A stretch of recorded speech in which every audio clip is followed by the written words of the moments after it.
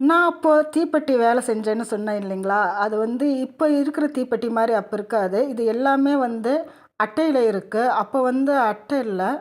அது வந்து மரம் இதில சட்டை வந்து ரொம்ப மெலிசா அந்த குச்சியாட்டம் இருக்குல்ல, அதில தான் அப்போலாம் ட்ரை பண்ணுவாங்க.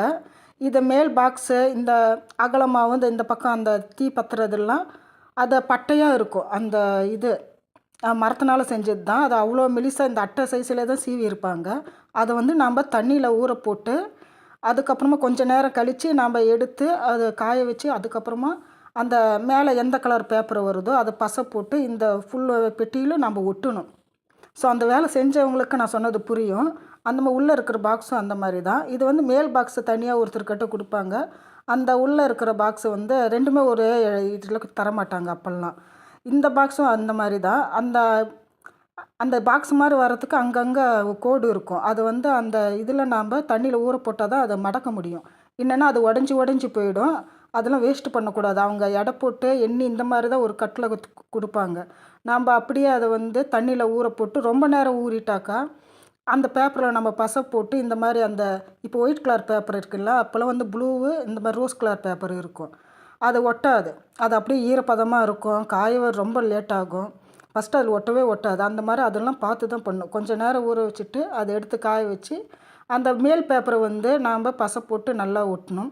இந்த குச்சி வந்து பிரேமுன்னு சொல்லுவாங்க. அதில வந்து இந்த சென்ட்ரு இப்படி அப்படியே வைக்கிற மாரி. இந்த குச்சி எந்த சைஸ்ல இருக்கோ, அதே மாரி அங்கங்க கேப் இருக்கும். அது வரிசையா நாம்ப அடுக்கி, அந்த பிரேமில நெறைய அடுக்கி, அது இந்த குச்சி மட்டும் சுமார் ஒரு 700, 800 வரும். ஒரு பிரேமுன்னு சொல்லுவாங்க அப்போ. அந்த பிரேமில அத வச்சுட்டு நாம்ப லாக் பண்ணி விட்டுட்டாக்கா, இந்த மருந்து இருக்கு இல்லைங்களா? அத அப்படியே அச்சுல வச்சு காய வைப்பாங்க. இதுதான் நாங்க அப்பல்லாம் பண்ணிட்டுருந்தோம். இத நாங்க இருந்த ஏரியால அது எல்லாருமே அப்ப செய்வாங்க. அப்பல்லாம் ரொம்ப இடம்லாம் வெளியே தான் இருப்பேன். வெளியே தான் ஒர்க் பண்ணுறது எல்லாமே. நெறையா பக்கத்துலலாம் பேசிக்கிட்டே எல்லாம் எங்க வயசு பிள்ளைங்களெல்லாம் அப்போல்லாம் அதுதான் செஞ்சுட்ருப்பாங்க. இதுலேயும் அதில் போட்டி பொறாமைலாம் அப்பயே இருந்துச்சாம். எங்க அம்மா, எங்க அக்காலாம் சொல்லுவாங்க. ஏன்னா எல்லாரும் ஒரு குரூப்பா தான் போய் வாங்கிட்டு வருவாங்க. அது வந்து ஒரு டஜன் கணக்குல சொல்லிக் குடுப்பாங்க. எல்லாரும் ஒட்டுக்கா வாங்கிட்டு வந்து, ஒட்டுக்காவே செஞ்சு கொண்டு போய் குடுப்பாங்க. அது சில பேர் முன்னாடியே முடிச்சிடுவாங்க. அவ்வளோ ஃபாஸ்ட்டாவும் செய்வாங்க. எல்லாமே நானே இந்த வேலைலாம் ரொம்ப ஃபாஸ்ட்டா செய்வேன்.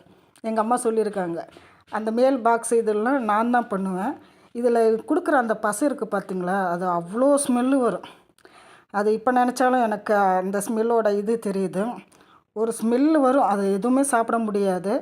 அந்த மாரி இந்த பாக்ஸ்லாம் வந்து நாங்க அப்போ வேலை செஞ்சுக்கிட்டு இருந்தோம். என்னோட சின்ன வயசுல. அடுத்த வீடியோல பார்க்கலாம்.